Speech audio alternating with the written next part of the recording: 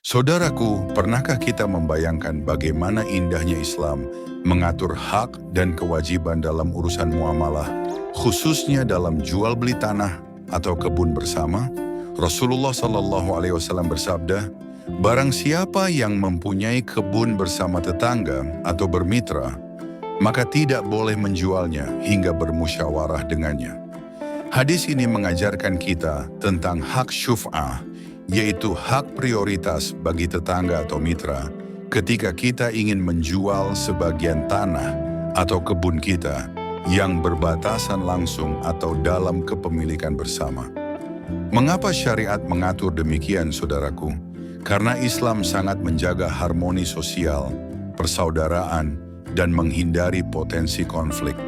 Bayangkan jika seseorang menjual tanahnya kepada orang lain tanpa sepengetahuan tetangga atau mitranya, lalu pembeli baru itu ternyata menimbulkan masalah atau terjadi perselisihan batas tanah dan hak jalan. Hal ini bisa memutus tali persaudaraan. Dalam hadis lain disebutkan, tetangga itu lebih berhak atas tanah tetangganya. Hadis Bukhari.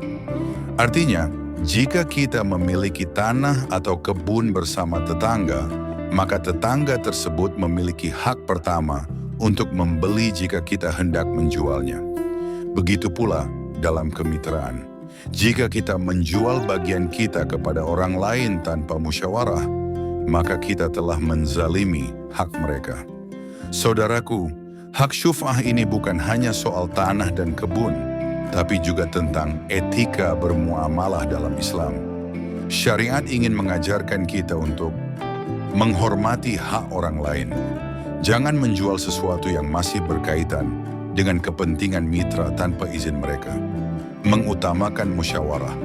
Sebab dengan musyawarah akan tercipta kejelasan, keadilan, dan menghindari prasangka. Menjaga ukhuwah. Karena sedikit saja kesalahan dalam muamalah bisa menimbulkan pertengkaran dan memutus tali persaudaraan. Rasulullah SAW bersabda, "Tidak halal bagi seorang muslim menjual sesuatu yang masih menjadi hak orang lain hingga dia bermusyawarah dan meminta izin darinya." Hadis Abu Daud. Betapa indahnya aturan ini, saudaraku. Jika diterapkan dalam kehidupan modern, aturan syuf'ah bisa mencegah banyak masalah hukum agraria, sengketa tanah, dan permusuhan antar tetangga yang kita saksikan hari ini. Mari kita renungkan. Kadang seseorang menjual tanahnya kepada pengusaha besar tanpa sepengetahuan tetangga. Akibatnya, tetangga merasa terzalimi, muncul rasa iri, muncul rasa tersisih. Semua itu bisa menimbulkan fitnah, padahal Islam sangat melarang kita membuat saudara muslim kita resah dan merasa tidak aman. Saudaraku, dalam konteks kebun atau tanah warisan pun, aturan syuf'ah tetap berlaku.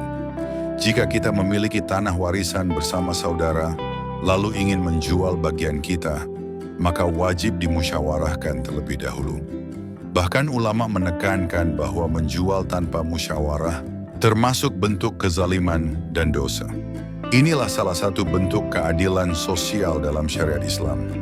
Islam tidak hanya mengatur salat, puasa, atau ibadah ritual, tetapi juga menjaga hubungan sosial, hak tetangga, hak mitra, dan hak waris agar tidak terjadi keretakan dalam keluarga atau masyarakat.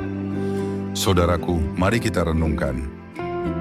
Di masa Rasulullah SAW, masyarakat Madinah hidup dengan rukun karena aturan ini diterapkan dengan penuh ketaatan. Para sahabat memprioritaskan saudaranya sebelum diri mereka sendiri. Mereka tidak serakah. Mereka memahami bahwa harta hanyalah titipan dan ridha Allah terletak pada ridha sesama manusia. Jika kita memiliki tanah, kebun, rumah, atau properti apapun, dan ada pihak lain yang memiliki hak syuf'ah, maka penuhilah hak mereka terlebih dahulu sebelum menjual kepada orang lain. Karena dengan demikian, kita akan terhindar dari dosa menzalimi hak orang lain. Saudaraku, semoga kita menjadi hamba yang selalu menjaga hak-hak orang lain dalam setiap muamalah kita. Karena hakikatnya, dunia ini hanyalah tempat singgah, Dan kelak semua harta yang kita miliki akan ditinggalkan. Yang abadi hanyalah amal baik kita, termasuk ketika kita menjaga hak tetangga dan mitra kita.